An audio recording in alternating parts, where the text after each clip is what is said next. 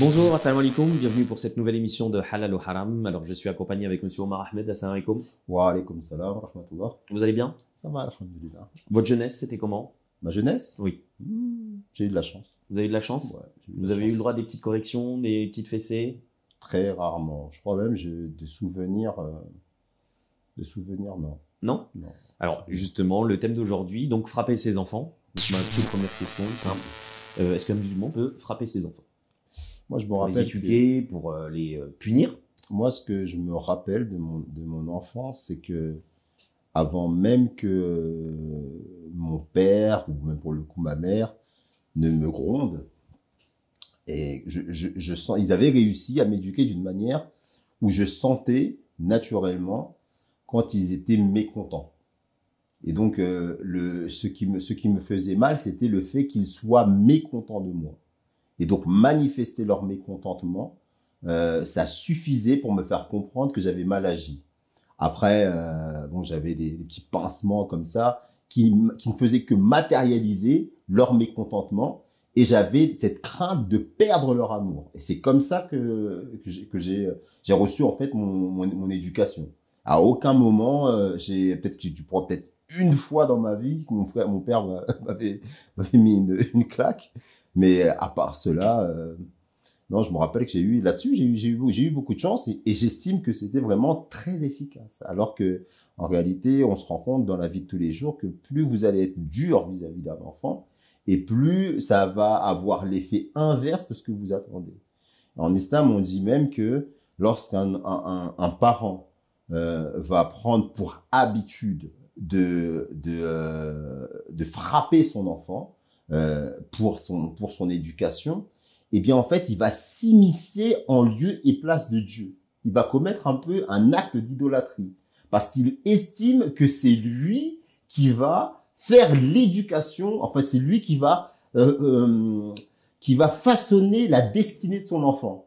Et là, il rentre en complète contradiction avec un attribut divin qui est celui qui est le Rab, le Seigneur. C'est lui qui choisit, c'est lui qui a donné le libre arbitre à son serviteur. Vous n'êtes qu'un instrument par lequel ont été créés des individus. Mais cet individu, comme vous, il a le choix du bien et du mal.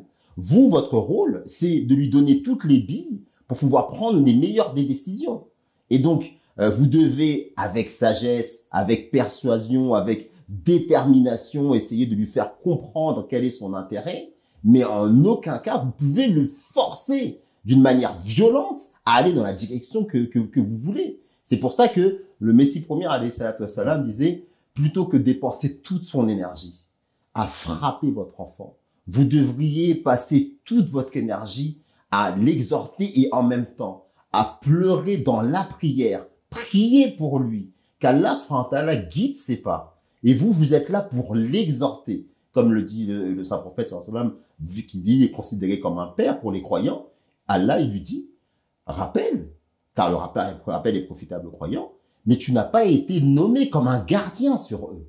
Tu es là pour leur montrer l'exemple, tu es là pour les éduquer, les orienter, mais en aucun cas tu peux utiliser de coercition pour les forcer à pratiquer ce que tu veux qu'ils pratiquent, même si c'est pour leur bien. En gros, on élève ses enfants, mais on les dresse pas. Exactement. Alors justement, donc, voilà, on va un petit peu diriger la question. On va un petit peu se mettre un peu dans le contexte d'aujourd'hui.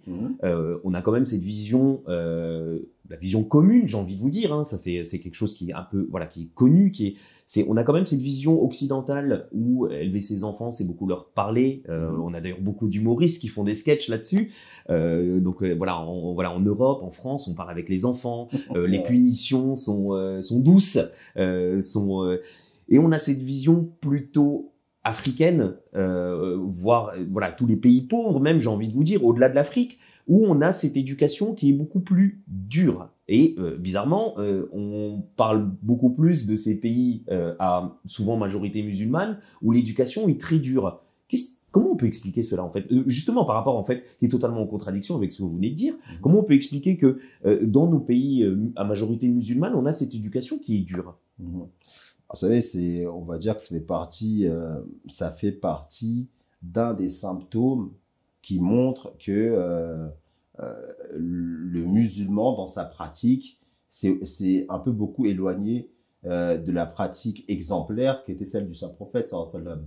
Donc c'est aussi un manque de spiritualité, comme je Parce que vous l'ai dit. en fait, j'en viens là parce que voilà, le raccourci qu'on en fait tout de suite, c'est les musulmans frappent leurs enfants. Et les musulmans, pour éduquer leurs enfants, les frappent. C'est un peu, voilà, c'est quelque chose, je pense, qui ne choque même plus, mais on a voilà, on a l'impression que l'islam donne son autorisation à faire ce genre de choses. Est-ce que c'est pas un cliché, ça?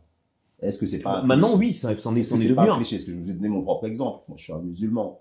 Et je vous ai donné l'exemple de mes parents. Et moi, mes parents, en tous les cas, de mon expérience en tant que musulman, on m'a jamais frappé. On m'a jamais frappé. On m'a jamais corrigé parce que je faisais pas ma prière. On m'a jamais corrigé parce que je faisais pas la L'islam ramadan. n'encourage pas à frapper ses enfants pour les éduquer. Encore une fois, moi, je veux parler que de ce que je connais.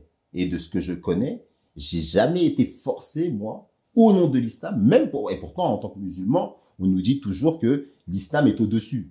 C'est la priorité, c'est ta foi, c'est ta religion. Et pourtant, en tant que gamin, ben, vous pouvez être des fois dans la nonchalance, dans la négligence, vous pouvez être même dans l'insolence, l'impudence même. Et pour autant, je n'ai jamais reçu de brimade à cause de ça. Bien au contraire. Bien au contraire, si j'en avais reçu, peut-être que j'aurais compris que la personne qui me corrige, c'est pour elle, en fait, c'est son ego qui a été touché. C'est pour ça qu'elle est en train de me corriger. Et c'est peut-être cette tendance, justement, à laisser parler son ego, bah, qui fait que les personnes, bah, s'éloignent de la religion, justement. Donc, je dis pas que ça n'existe pas parmi les musulmans, mais est-ce que c'est une majorité? J'en suis pas sûr. En tous les cas, c'est pas l'islam qui serait derrière pour leur enseigner ça. Parce que l'islam, je vous ai cité l'exemple du saint prophète, Mohammed sallallahu alayhi wa sallam, et le Saint-Coran surtout, qui vous dit que c'est du shirk, c'est de l'idolâtrie, que de se mettre à la place de Dieu et forcer quelqu'un à faire ce qu'il n'a pas envie de faire, même si c'est votre enfant. Mais alors que le saint prophète sallallahu alayhi wa sallam lui-même, il était un exemple de douceur, de bienveillance, et il y a même un hommage qui lui a été rendu dans le Saint-Coran où il est dit que si tu avais été dur vis-à-vis d'eux, ils se seraient éloignés de toi. Encore une fois, son exemple, il est vraiment pertinent dans le cadre de l'éducation des enfants, puisque le saint prophète sallallahu alayhi wa sallam est considéré comme un père pour les croyants. Donc la manière dont il éduquait ses fidèles, c'est la manière dont un père doit éduquer ses enfants. Il doit être juste, il doit être doux, il doit même les chercher leurs conseils, il doit parler avec eux. La relation que l'islam prône dans l'éducation avec ses enfants, c'est une relation amicale. C'est comme des amis qui sont en train de se parler. Et surtout à notre époque, ça ne peut pas être autrement. Parce que l'enfant, le fils, la fille, elle a besoin d'avoir un repère. Elle a besoin d'avoir quelqu'un sur qui elle peut se tourner, à qui elle peut poser toutes les questions. Dans un univers tellement changeant, avec tellement de défis et d'enjeux, on peut pas faire autrement. Et ça, justement, c'est le principe islamique. Le principe islamique qui se base sur qui, encore une fois, sur le modèle du saint prophète sallallahu alayhi wa sallam, qui agissait exactement comme ça avec les croyants, et en particulier avec ses enfants. Alors justement, par rapport aux exemples que vous donnez, qui sont très beaux, et voilà, on a envie d'éduquer ses enfants, pourquoi les gens se sont éloignés justement de ces principes-là? Pourquoi on s'éloigne de ces principes-là? Pourquoi on ne voit pas beaucoup plus de gens qui sont justement des amis avec leurs enfants? Vous savez, ça peut être lié à l'environnement sociétal. Surtout ici en Europe, en Occident, en France, la vie, elle va à 100 à l'heure. Les gens travaillent, les gens n'ont pas le temps de prendre du temps pour leurs enfants. Ils vont dans la facilité, ils vont avoir tendance à leur donner un téléphone portable lorsqu'ils veulent se débarrasser d'eux pour se reposer. La paix sociale. Voilà, donc il y a peut-être pas cette considération. Ils prennent pas conscience. Des fois, c'est pas fait de manière volontaire. Des fois, ils sont victimes de cela. Encore une fois, on vit dans une société tellement anxiogène, on a tellement envie de s'évader parfois que des fois, on fait pas attention. On se rend pas compte que notre attitude influence naturellement nos enfants et que finalement vous projetez votre image sur ce petit ange qui est devant vous, qui ne fait que répéter vos actes, et vous, ça vous énerve.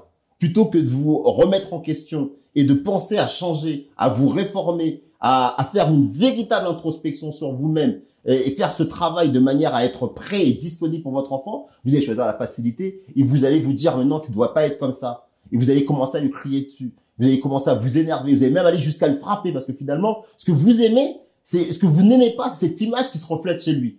Et plutôt que de chercher à vous réformer, vous allez essayer de vous venger contre lui et finalement vous créez un monstre. Parce que ce que vous lui faites maintenant, plus tard, il vous le rendra, mais au quintuple. Il vous le rendra comment? Par l'indifférence, des fois. Des fois, et c'est ce qui provoque l'éclatement des familles, parfois même d'ailleurs. Mais écoutez, merci beaucoup. Merci pour toutes ces réponses et pour tous ces bons conseils, j'espère, pour tous ceux qui nous écoutent. Et à très bientôt, Inch'Allah. Salam alaikum. Wa alaykum salam wa rahmatullahi wa barakatuh.